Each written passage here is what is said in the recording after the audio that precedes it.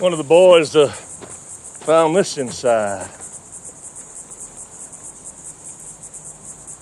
What do you think is on it? Well, by the looks of everything,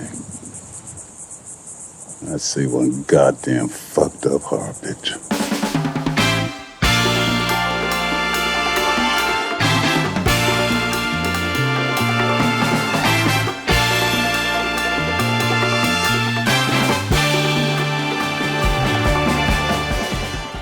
Hi, my name is Nico, and X, released in 2022 by Ti West, is one of my favorite films from that year. And although I do like a good slasher, and trust me, this is that movie, what made this film so enjoyable to watch wasn't the casting, the writing, or the music, but the cinematography. And while all those factors are relevant, I think what matters in a great movie is what you get to see and what you don't get to see. The first narrator we engage with in a film is the camera. And it's for that reason I want to say that X has to be cinematic horror. It does something that is an homage to the 1970s genre, while also bringing attention to the standard of cinema of today. In the same way that RJ is very much intent on creating a good, dirty movie, like we want to really make a really cinematic horror movie. But before I get into the details of why I think that is, let's start here. Or rather here, or maybe here? And see, that's the first thing I liked about the film. Every scene looks beautiful. And what I mean by that is the pacing of each shot synchronized to the next creates a flow that feels like the film is always just getting started. Take this scene of Maxine walking away from the boarding house.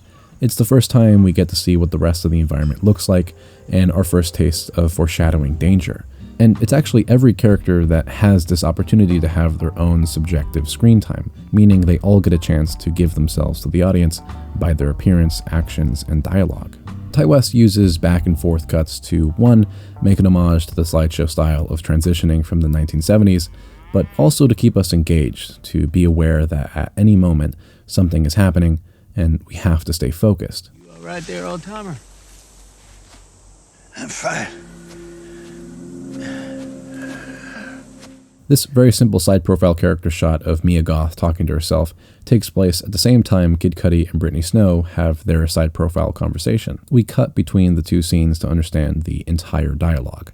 This one scene introduces us to the core idea of the film. I think Brittany, when I met her, she just had a very specific reason why, and she should probably tell it. And I remember thinking when I initially read the script that this movie was kind of a horror lens on time and beauty and the juxtaposition of these people who are taking it for granted because you do that when you're young, juxtaposed with older people who are running out of time, and how scary that is for so many people. Whenever Pearl and Maxine interact, you kind of understand that time is something to be feared.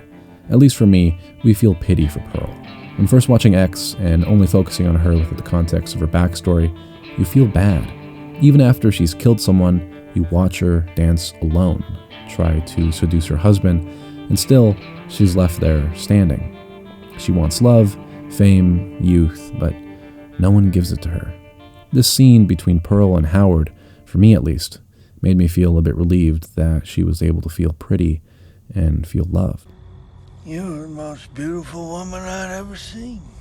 Howard and Pearl, and the young Houstonians who are trying to make a name for themselves, are seen to be constantly at odds.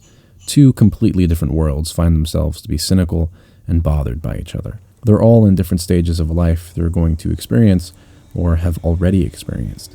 It's something that makes me feel anyone can gravitate towards. This feeling of desiring youth is the one thing that every character in the film shares with the audience. The uncomfortableness you feel with the old couple comes from their resentment and jealousy of the young people. But it isn't just them that holds on to that emotion.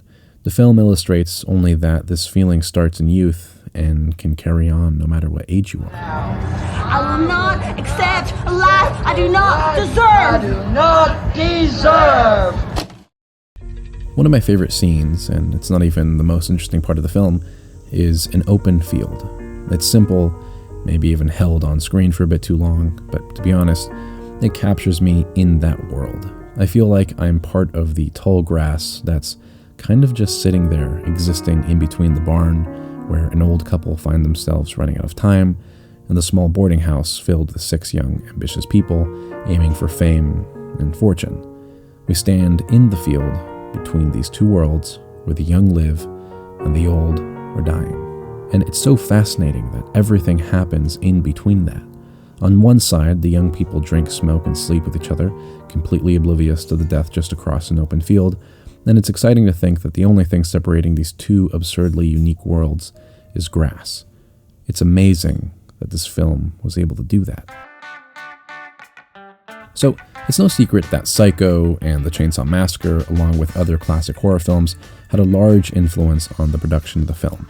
And I want to say that the way Ti West approaches directing reminds me a lot of what makes or breaks a horror film. The coolest thing about Ti is, he's edited, he's written, he's directed, so it's like when you come together and this is his baby. When you come back in, if you can be like, and you're like, and then, 'cause remember... Ti West has a vision of how he wants you to perform, and while on set, the action expected and demanded from the actors is to bring some excitement to the screen, get on set, and make something crazy. And that's what makes a horror film exciting. Part of the movie is scaring people, but it's really about entertaining people. You go to see a horror movie to get scared, all for the purposes of excitement. I think that's why Tarantino is my favorite director. He gives the excitement you expect to feel from a great movie, and anytime you want something to happen, he gives it to you. And not just once, but every time. And when a horror film is done well, you feel that same excitement. And that brings me to the creative decision to make this film very uncomfortable. We start the movie off with a chief officer guiding us into a murder scene, and then into the basement. And it's this sequence where he looks behind us that creates that discomfort. Whatever horrible, vile thing he's looking at, it's behind us. We don't get to see it until an hour into the film. What's also great about how Ti West controls our discomfort is that he doesn't linger on a graphic visual for longer than any one of the characters who are in the scene would experience it. We see it, and then we don't. It makes the shock factor more valuable because it's so brief. One of the hardest scenes in the film to watch is when Lorraine wants to be part of the adult film the crew is producing, and RJ, her boyfriend, is recording. It's, for me, an extremely uncomfortable scene, especially since the aftermath leaves RJ completely broken and alone. It's actually this scene that also leads us into the gore of the film, going from trauma to death and then more death. But something else Ti West does is hold on to a frame and give us the time to appreciate what we're looking at. The title sequence has us in a transitional period, with the film within a film 16mm grainy look, with an Academy ratio changing into the now classic 1.85:1 ratio. Having the techniques from the past and using them now, this scene is telling us we're about to watch something that worked 50 years ago and is still working now. And I feel that's the reason for why I keep referring to this film as cinematic horror. Cinema isn't just what we get to see on screen, but it's the post-production, the writing, the acting, the set design, the score, the casting, the style of directing, and everything else. And when that effort is utilized to make a horror picture, you get a film you can appreciate, watch again, and still get shocked and excited every time. And with that, I'm Nico. Thanks for watching,